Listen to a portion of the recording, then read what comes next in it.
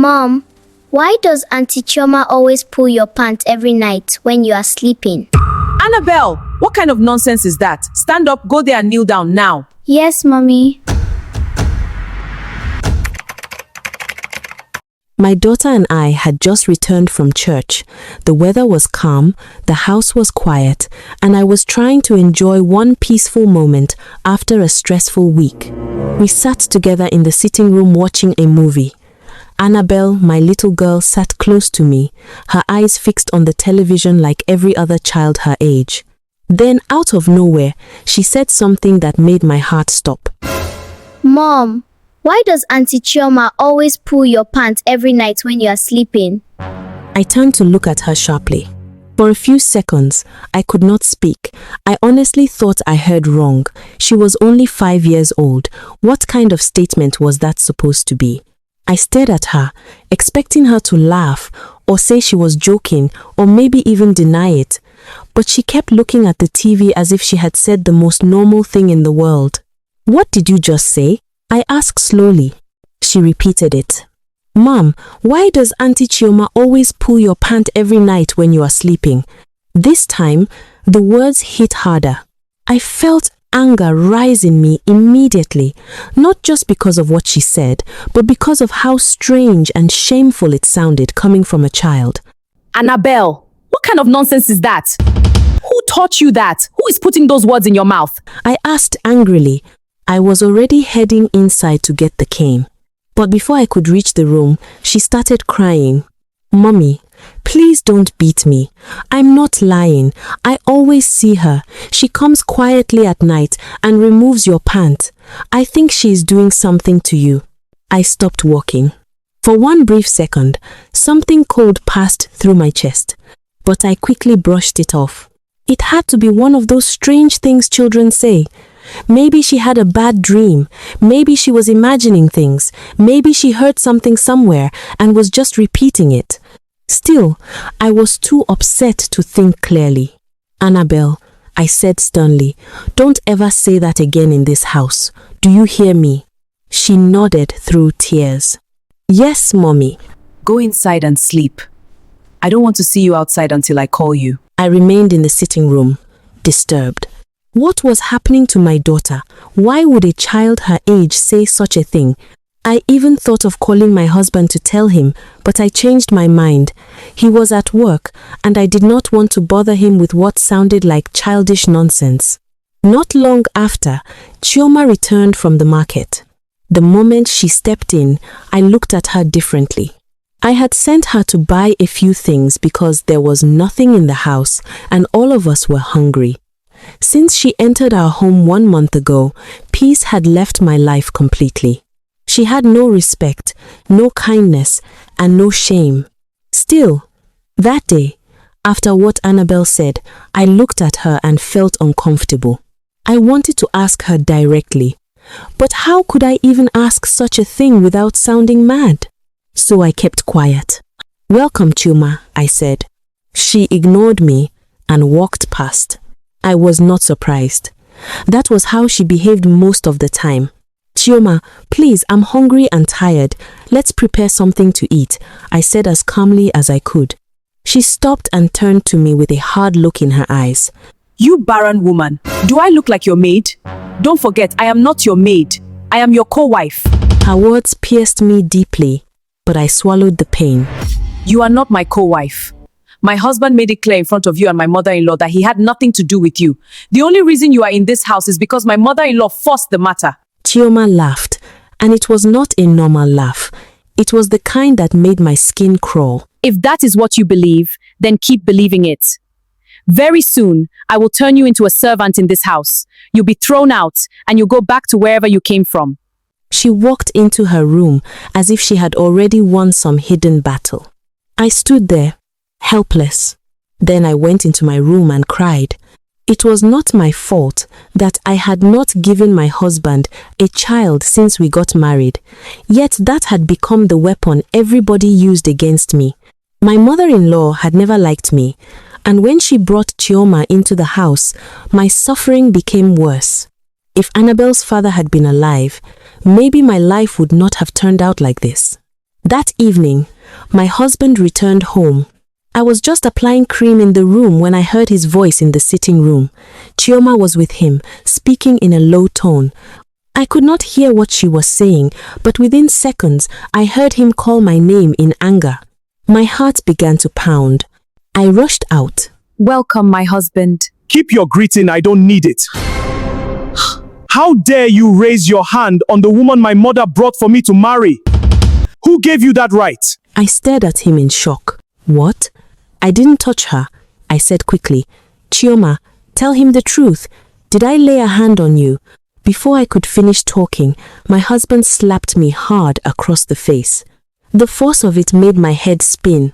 I held my cheek and looked at him, stunned. For 1 whole year of marriage, that man had never slapped me before. Never, not once. And now he was hitting me because of Chioma? Apologize to her, he said. Honey, please, listen to me. Another slap landed on my face before I could complete the sentence. At that moment, something inside me broke. I did not understand what was happening. The man standing in front of me looked like my husband, but he did not feel like the man I knew. What story do you want to tell me? Apologize now. Tears ran down my face. I turned to Chioma, whose face was full of fake innocence, and forced the words out. I'm sorry. My husband stepped back. Good. Now get out of my sight. I walked back to the room slowly, shaking. From there, I heard Chioma speak sweetly to him. It's okay, my husband, she said. I will not leave you no matter what she does. I waited to hear him correct her. I waited to hear him say, I am not your husband. But instead, I heard him thank her. Then I heard their footsteps moving toward Chioma's room. That night, I cried myself to sleep. Annabelle woke up and saw me. Mama, it's okay, she said softly. I pulled her close and held her tightly. If not for the pain of life, what business would I have been doing in a house like that? A house where another woman had entered and taken over my husband's heart in front of me. As I was about to go out with my daughter, Chioma stopped me by the car. Where do you think you're going with that car? Can't you see I'm going out with my daughter? And who are you to question me? I said. The next thing I knew, she slapped me. Before I could react, she fell to the ground and began screaming dramatically, holding her stomach. My husband rushed out almost immediately, as if he had been waiting nearby. What happened? He asked. Chioma started crying. She slapped me and pushed me just because I said I wanted to use our husband's car. She lied. I opened my mouth in shock. Then my husband turned to me with fire in his eyes. How dare you touch my wife because of my car? My wife? Did you just call her your wife? He didn't even deny it. Instead, he said his family had paid her bride price. I felt the ground shift beneath me. So all this had been happening behind my back, and I was the fool living in the house like nothing had changed? That day, he pushed me to the ground and banned me from using the car he had bought for me on my birthday. I cried so much that Annabelle began crying with me. Mom, are you hurt? She asked. I wiped my tears quickly and lied to her. No, my dear, I'm fine. But I was not fine. I was broken, humiliated, and afraid. Then something even stranger happened. A few days later, I left Annabelle sleeping and stepped out briefly. When she woke up and started looking for me, she wandered into Chioma's room. That was where she saw something. A black pot tied with red cloth. According to Annabelle, she touched it. And according to what she told me later, Chioma walked in, saw her near it, and said, "Your eyes have seen what they shouldn't see." When my daughter told me that, I almost scolded her again. But this time, I did not have the same confidence I had before. Because the more days passed, the more Annabelle kept saying strange things. At night, she would wake me up and insist Chioma had entered our room. She was here, Mommy. She came through the wall. She was pulling your pant. Shh, it's okay, my love. It was just a bad dream. But she was real, Mommy. So I told myself she was dreaming. Still, deep down, I was beginning to feel uneasy. One afternoon, I cooked food before going to pick her from school. When we returned, I served the food and was about to eat with her. Then Annabelle suddenly pushed the plate back. Mom, don't eat this food. Why? There is danger inside it. If you eat this food, we may die. Annabelle, do you know how painful it is for a mother, after struggling to cook, to hear a 5-year-old tell her to throw the food away? But before I could scold her properly, Chioma came out and started speaking carelessly. And for the first time, Annabelle answered her in a voice I had never heard before. It was still my daughter's voice, but the confidence in it was not normal for a child. She accused Chioma directly. She said Chioma had poisoned the food. Chioma tried to raise her hand against her, and to my greatest surprise, my little daughter pushed her back so hard that Chioma fell to the floor. I stood there in shock. That was the exact moment I knew something was very wrong in that house. Either my daughter was seeing things I could not see, or I was the blind one. I ended up throwing the food away. And that night, as I lay beside Annabelle, I could not sleep. I kept replaying everything in my mind. Her first question, the strange black pot, the warnings about the food, the way Chioma fell, the way my husband had changed. Nothing felt ordinary anymore. Nothing. Even the air in that house had begun to feel heavy. As I lay there in the dark, I heard a faint sound outside our door. Not loud, just enough to make me sit up. Annabelle, who had seemed to be sleeping, slowly opened her eyes. Then she turned and looked toward the wall. Not the door, the wall. And in a whisper so calm it sent fear down my spine, she said, "Mommy, don't move. She's here again." That was what Annabelle whispered as she stared at the wall. My whole body went cold. The room was dark, except for the small light coming in through the curtain. I could hear my own breathing. At first, I wanted to tell myself again that my daughter was only imagining things. But after everything that had already happened in that house, I could no longer dismiss her words so easily.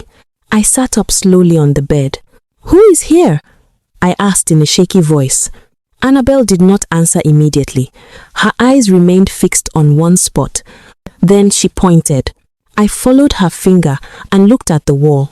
I saw nothing at first, but somehow the room suddenly felt strange. The air became heavy, my chest tightened, a fear I could not explain settled inside me. "Mom," Annabelle said quietly. She came to do it again. Before I could ask what she meant, a sudden cold wind brushed past us inside the room, even though the windows were closed. I grabbed Annabelle and held her close. "Jesus," I whispered under my breath. Then, just as suddenly as it came, the feeling disappeared. I touched my wrapper immediately. It was still on my waist. "See?" I told Annabelle. Nothing happened, but Annabelle still looked serious. "She left because I woke you," she said. I said nothing after that. I only lay back down, but sleep did not come easily. Before morning, I had already made up my mind. I needed help. The next day, after my husband left for work, I decided I would go and see our pastor. I did not know how I was going to explain everything without sounding like a mad woman, but I could not keep pretending that all was well. Before I could leave, Chioma called me from the kitchen. "Where are you going this morning?" she asked. I looked at her and said, "That is none of your business." She smiled in that irritating way of hers. "You are becoming bold," she said. "I hope it won't end badly for you." I ignored her, took Annabelle's hand, and stepped out. But before we got far, something happened that made me stop. At the estate gate, a woman who looked mad blocked our path. Her clothes were rough, her hair was scattered, and people were avoiding her. I felt pity for her, so I brought out some money and gave it to her. She collected it, laughed, then suddenly rushed back toward me. "Hug me so you and your daughter will not die today," she said. I stepped back in confusion. "What?" "Hug me," she repeated. "If you don't, something bad will happen." At first, I thought she was truly mad. I tried to move around her, but she blocked me again. "Hug me and leave," she kept saying. I became uncomfortable and quickly entered a passing cab with Annabelle. As the car moved, I looked back and saw the woman shaking her head. "You refused the message," she shouted. "Now be careful." Her words stayed with me, but I still continued my journey. When I got back home later with Annabelle, I noticed Chioma's bedroom door was slightly open. She was inside, but I could not see her clearly. I went straight to the kitchen and warmed the food I had left before leaving the house. Soon Annabelle and I sat down to eat. Then she stopped again. She looked into the plate in front of her and pushed it away. "Mom, we cannot eat this." That was the second time. Now I was no longer just irritated. I was frightened. "Annabelle," I said, trying to be calm, "what is it now?" "There is death inside this food," she said. At that exact moment, Chioma stepped out and stood by the door, watching us. My heart skipped. There was no way a child of 5 could keep saying such things unless something deeper was going on. I carried the pot, opened it, and looked inside. Of course, I saw nothing unusual, but the fear in my spirit was too strong to ignore. Without another word, I took the food and threw everything away. Chioma screamed in anger. "You foolish woman! You are wasting food cooked with your husband's money." But I did not answer her. I only picked up my daughter and took her inside. That evening, my husband returned, and as expected, Chioma filled his ears with lies. "She wanted to attack me again," Chioma said. "Even her daughter is becoming rude." My husband stormed toward me. But before he raised his hand this time, Annabelle stepped in front of me. "Don't touch my mother," she said firmly. My husband froze. He looked at her like he was seeing her for the first time. And to be honest, so did I. There was a boldness in my child that no ordinary 5-year-old should have. Something had changed. Or maybe something had been there all along, and I had refused to see it. That night, after my husband and Chioma went into her room, I sat alone and cried quietly. Annabelle wiped my tears with her small hand. "Don't cry, Mommy," she said. "Very soon everything will come out in the open." I looked at her through tears. "What do you mean, my child?" She hugged me. "You'll know soon." Days passed, and then came the biggest shock of all. One morning, I started feeling strange. My body was not normal. I felt weak, dizzy, and sick in a way I had not felt before. At first I thought it was stress, but because of the way Annabelle had been speaking, I decided to buy a pregnancy test in secret. My hands shook as I used it. When the result came out positive, I sat down on the floor and cried. Pregnant. After all the pain, after all the insults, after being called barren every day, after everything, I was pregnant. Before I could even process it fully, Annabelle came in, smiled, and said, "I told you, Mommy." I pulled her close and hugged her tightly. But that joy did not last long. The moment Chioma found out, her face changed. She looked like someone who had just heard the worst news of her life. That was when I knew this was bigger than jealousy. Much bigger. That night, I heard her making a call in the bathroom. I could not hear every word, but I heard enough. "She must not keep this pregnancy," Chioma said. My heart nearly stopped. I stood still outside the bathroom door, listening. Then I heard another voice through the phone speaker. It sounded like my mother-in-law. "Do whatever you have to do," the voice said. "She must not give birth." I almost collapsed. So, my suspicion had been right all along. My mother-in-law and Chioma were working together. Against me. Against my pregnancy. Against my life. The next day, I became more careful. But Chioma had already made her move. On my way back from picking Annabelle from school, a car stopped and offered us a ride. I was tired, and because Annabelle had fallen asleep on my back, I accepted. That was the biggest mistake of my life. 2 men came out from the back seat with guns. "Keep quiet if you want to live," one of them said. My blood ran cold.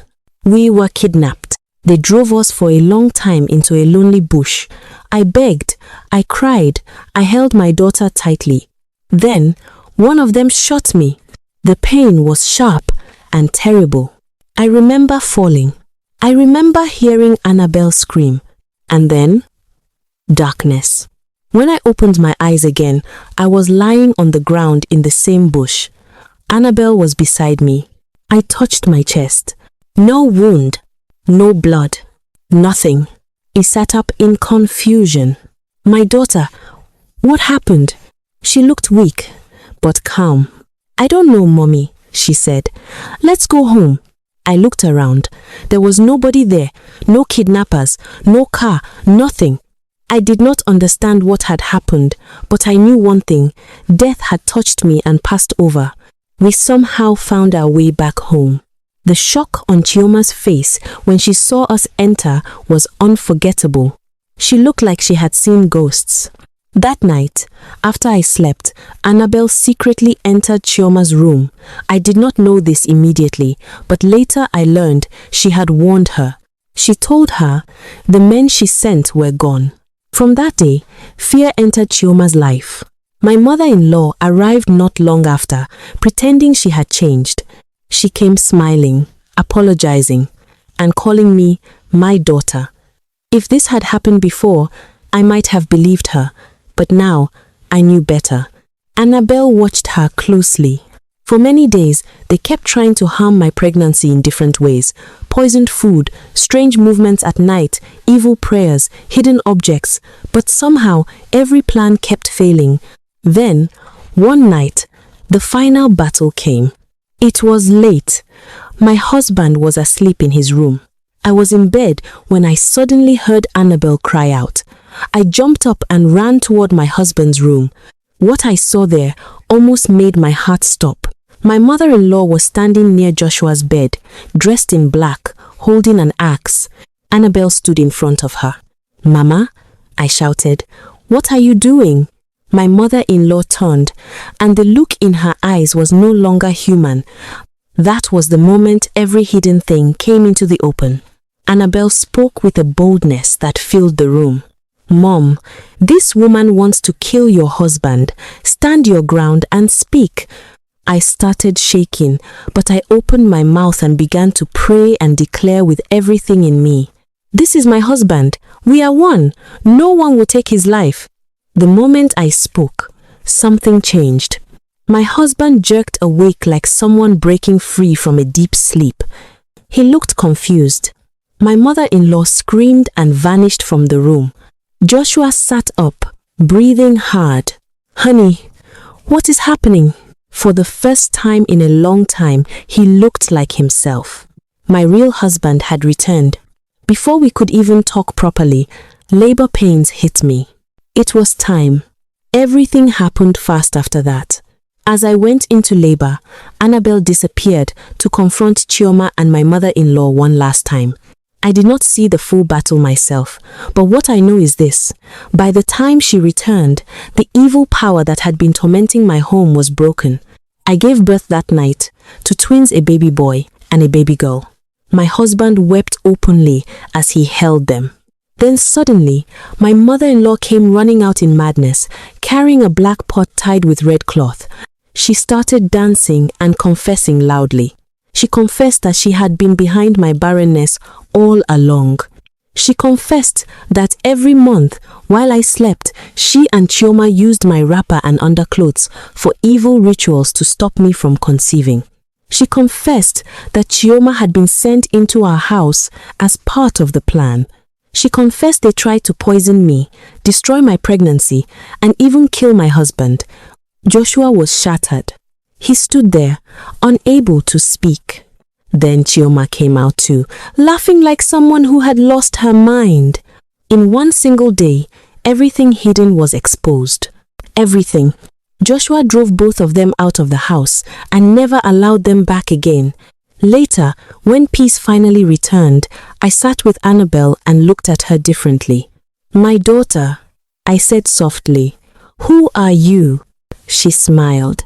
Still my little girl, still my child, but with a wisdom and calmness beyond her age. "Mommy," she said, "just know that God did not forget you." Not long after that, the strange boldness in her slowly reduced. She became her playful self again. The heaviness around her left. It was as though whatever assignment she had come to complete had been completed. And for the first time in a very long time, our home knew peace. My husband begged me for forgiveness with tears in his eyes. He told me he did not fully understand what had come over him. I could see the guilt in him, and though healing took time, I chose peace over bitterness. I had suffered enough. I wanted to live. I wanted to raise my children in peace. And I wanted to thank God for preserving me when evil had surrounded me from every corner. Sometimes, when I watch Annabelle play with her younger brother and sister, I still remember that first question she asked me that Sunday afternoon. "Mom, why does Auntie Chioma always pull your pants every night when you are sleeping?" At the time, it sounded impossible, but it was the beginning of the truth. The truth I almost ignored. The truth that saved my life. Moral lessons. Do not ignore warning signs. Sometimes the truth sounds strange at first, but that does not make it false. Children can notice what adults overlook. Never dismiss a child too quickly, especially when they keep speaking with seriousness.